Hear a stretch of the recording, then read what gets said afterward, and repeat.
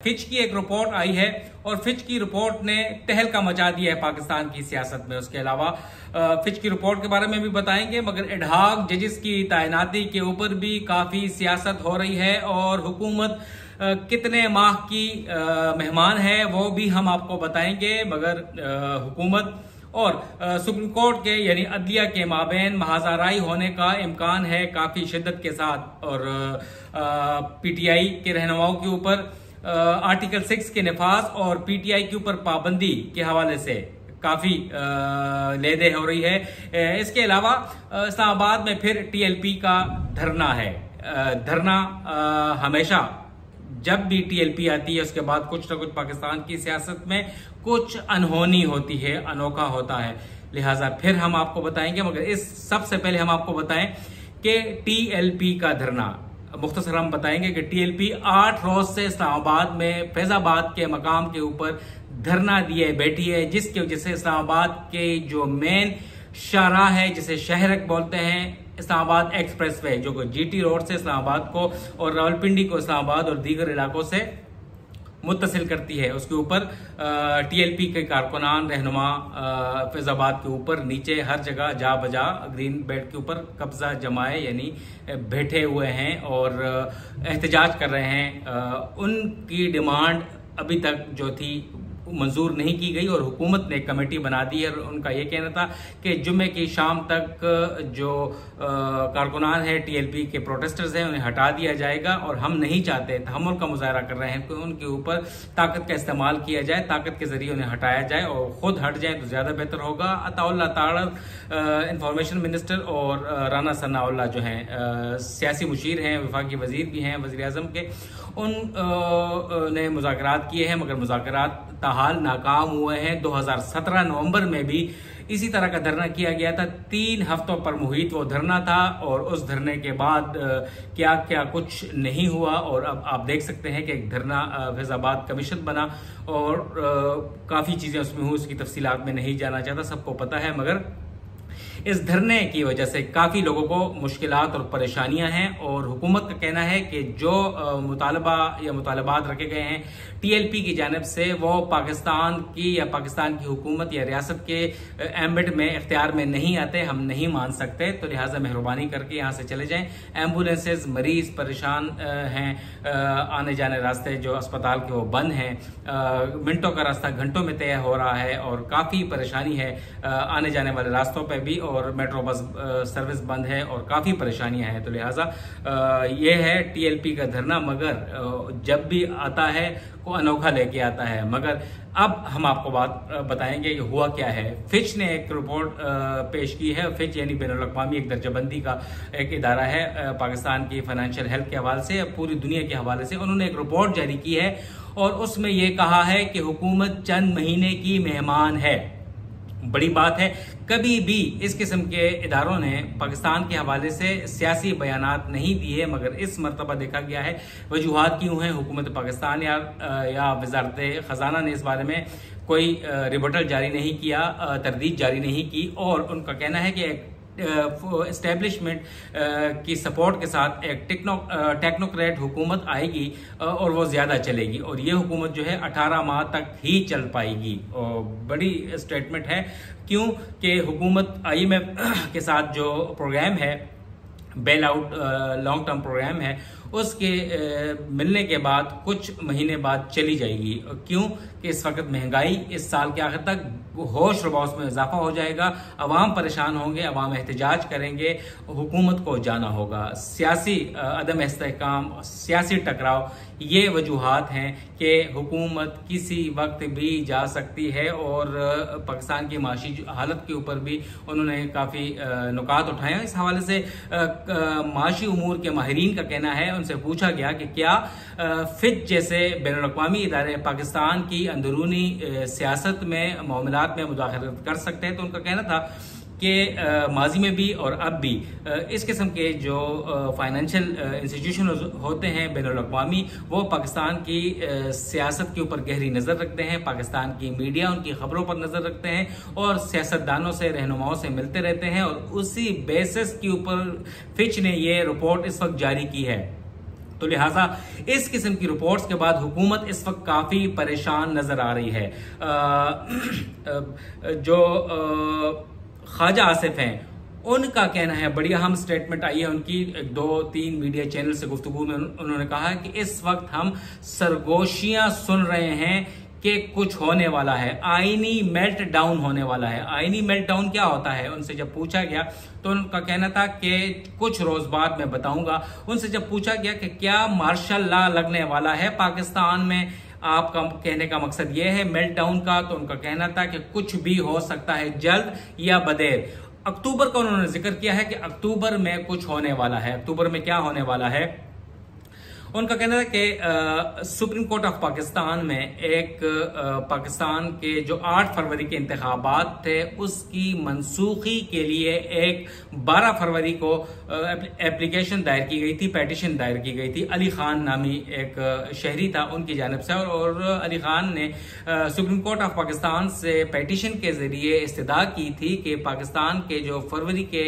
इंतखाबात हुए हैं उन्हें मनसूख किया जाए, बदतरीन धांधली हुई है, वो भी अक्टूबर में लगनी है। इसके अलावा इमरान खान ने भी एक पेटिशन दायर की थी सुप्रीम कोर्ट ऑफ पाकिस्तान में, और उसमें इस्तदा की गई थी कि एक जुडिशियल कमीशन बनाया जाए जिसमें सुप्रीम कोर्ट के जजेस ही अरकान हों, जो कि 8 फरवरी के इंतखाबात जो नताइज था उनके ऑडिट करें, बिलखुसूस वफाक और पंजाब में जो इंतखाबात हुए हैं असम्बली के लिए उसका ऑडिट करें, उस ऑडिट के बेसिस के ऊपर हुकूमत को फारिग कर दिया जाए। तो इस किस्म की जो बातें जो हैं, चिमगोयां हैं, सरगोशियां हैं, वो हुकूमत और ख्वाजा आसिफ की कान तक पहुंची हैं, और उनका कहना है कि हुकूमत को टफ टाइम दे सकती है। यानी ऑडिट में अगर गलती निकलती है, धांधली साबित होती है, उसके बिना के ऊपर हुकूमत को फारिग कर दिया जाता है इंतखाबात को मनसूख करके। तो इस किस्म की चीजें हैं। तो ख्वाजा आसिफ का इस बारे में कहना था कि जो स्पेस हमें 8 फरवरी के इंतखाबात के नताइज के जरिए मिली है, हम उसकी एक एक इंच का दिफा करेंगे, हम स्पेस खाली नहीं छोड़ेंगे। यानी जो नून लीग का वतीरा रवैया रहा है कि वो टकराव की तरफ जा सकती है। माजी में भी देखा गया है सुप्रीम कोर्ट के ऊपर हमलों और अदलिया के मुखालिफ बयानात और अदलिया के ऊपर तनकीद, बिलखुसूस सुप्रीम कोर्ट ऑफ पाकिस्तान के ऊपर। तो लिहाजा अब भी उनका कहना है कि हम डटे हुए हैं, दिफा करेंगे एक एक इंच का जो उन्हें पॉलिटिकल स्पेस मिली है। तो लिहाजा वो हर हद तक जा सकते हैं। लिहाजा इस किस्म की चीजें इस्लामाबाद में गर्दिश कर रही हैं कि क्या हो रहा है, और चिमगोयां हैं आईनी मेल्टडाउन की। अब हम आते हैं पीटीआई की जानिब, क्योंकि सब कुछ जो इस वक्त सियासत में हलचल है वो पाकिस्तान तहरीक इंसाफ से शुरू होती है, पाकिस्तान तहरीक इंसाफ के ऊपर खत्म हो जाती है। जो 4 जजेस तैनात किए जाने थे एडहॉक बेसिस के ऊपर, सुप्रीम कोर्ट ऑफ पाकिस्तान की जानिब से एक इजलास बुलाया गया था आज की तारीख के लिए जुडिशल कमीशन ऑफ पाकिस्तान का। उसमें 4 एडहॉक जजेस की तैनाती को हतमी शक्ल दी जानी थी, जिसमें से एक जज जो था उन्होंने जस्टिस मुशीर आलम उन्होंने माजरत कर ली थी, और एक अब सुनने में आया है कि जस्टिस सरदार तारिक मसूद ने भी माजरत कर ली है, मगर इसके ऊपर कंफर्मेशन नहीं है। अब जो है इजलास में पेश होकर इनके नाम पेश किए जाएंगे और उन्हें 3 साल के लिए एडहॉक जज नामजद कर दिया जाएगा, तैनात कर दिया जाएगा।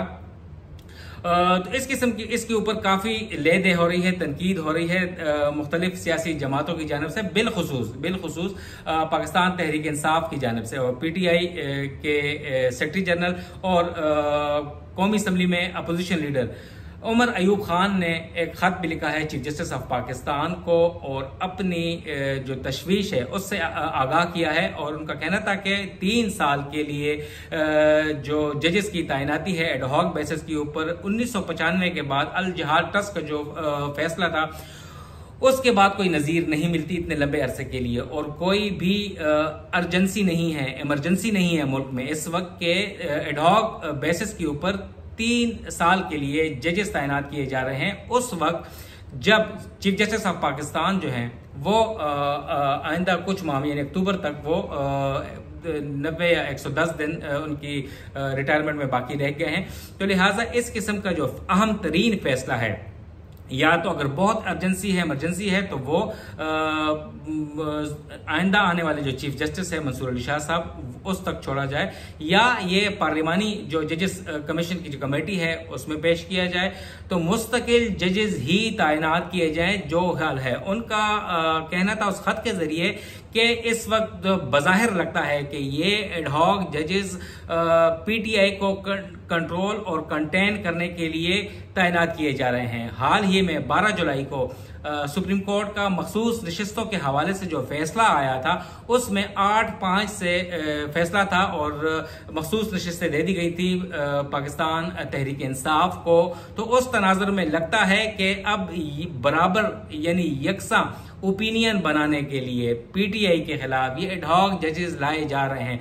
उन्होंने तशवीश का इजहार किया है और मजम्मत भी की है और रिग्रेट किया है। उनका कहना था कि ये जो इसमें कुछ एडहॉक जजेस यानी जस्टिस मकबूल बाकिर का नाम उन्होंने लिया है, जो वज़ीर आला रहे हैं, निगरान हुकूमत में सिंध के वज़ीर आला रहे थे, और उन्होंने तशवीश का इजहार किया है कि कुछ जजेस ने निगरान हुकूमत में किरदार अदा किया था। जिसमें पीटीआई को तशवीश है कि 8 फरवरी के इंतखाबात में पाकिस्तान की तारीख की बदतरीन धांधली हुई है।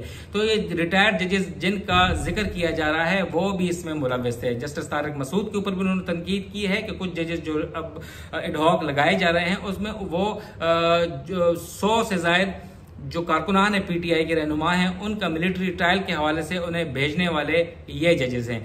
पीटीआई के खिलाफ वो फैसले दे चुके हैं। निगरान हुकूमतों में उनका किरदार एतराज काबिल एतराज था। तो इस किस्म की जो फैसले किए जा रहे हैं वो ना किए जाएं। इस वक्त पाकिस्तान में उनका कहना था उमर अयूब का कि पाकिस्तान की अदलिया में लाखों केसेस ज़ेर इल्तिवा हैं, बिलखुसूस सुप्रीम कोर्ट ऑफ पाकिस्तान में हजारों की तादाद केसेस ज़ेर इल्तिवा हैं। मगर ये अभी की बात नहीं है, ये तो साल हर साल से कई दिहाइयों से ये मामला चल रहा है।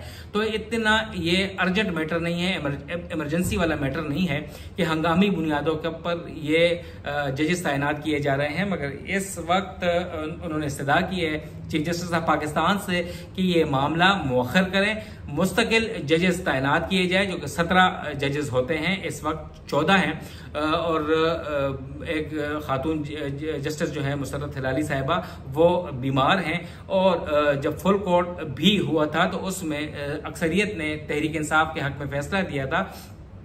तो लग ऐसा रहा है कि एडहॉक जजेस जो तैनात किए जा रहे हैं वो पीटीआई मुखालिफ होंगी, और अब आर्टिकल 6 का मामला जो है इमरान खान के ऊपर, कासिम सूरी के ऊपर इस वक्त लगाया जा रहा है, और साबिक सदर आरिफ अलवी का नाम लिया जा रहा है कि उनके ऊपर भी आर्टिकल 6 लगाया जाएगा, क्योंकि उन्होंने जो आईन को सबवर्ट किया था जो 2022 में असम्बलियां तोड़ के, तो उसके बाद पीटीआई के ऊपर जो पाबंदी लगाई जा रही है बहैसियत पॉलिटिकल पार्टी, उनका केस भी आइंदा कुछ रोज में चला जाएगा सुप्रीम कोर्ट ऑफ पाकिस्तान में। गो कि अभी तक वफाकी हुकूमत ने फैसला नहीं किया, काबीना ने फैसला नहीं किया। तो इस किस्म की चीजें हैं, आगे इस किस्म के केसेस आने हैं। तो उमर अयूब ने तशवीश का इजहार किया है कि अगर इस किस्म का फैसला किया जाता है तो ये जाहिरन लगेगा बज़ाहिर कि ये पीटीआई के खिलाफ जजेस लाए गए हैं और पीटीआई को रोकने के लिए और पीटीआई को नुकसान पहुंचाने के लिए। तो उन्होंने इल्तमास की है चीफ जस्टिस ऑफ पाकिस्तान से भी कि इस किस्म के फैसले से दूर रहा जाए। तो इस किस्म के आपने देखा नाजरीन कि पाकिस्तान की सियासत और इस्लामाबाद में क्या सरगोशियां हो रही हैं, मार्शल लॉ की बातें हो रही हैं, मेल्टडाउन की बातें हो रही हैं, टकराव की बातें हो रही हैं, धरने भी जा रहे हैं। और धरना जो होता है हमेशा टीएलपी का वो नेक शगुन नहीं होता। आने वाले दिनों में देखेंगे कि क्या होता है। इस हवाले से हम आपको अपने आने वाले व्लॉग्स में तफसीलात से आगाह करते रहेंगे। नवीद सिद्दीकी को इजाजत दें। वस्सलाम।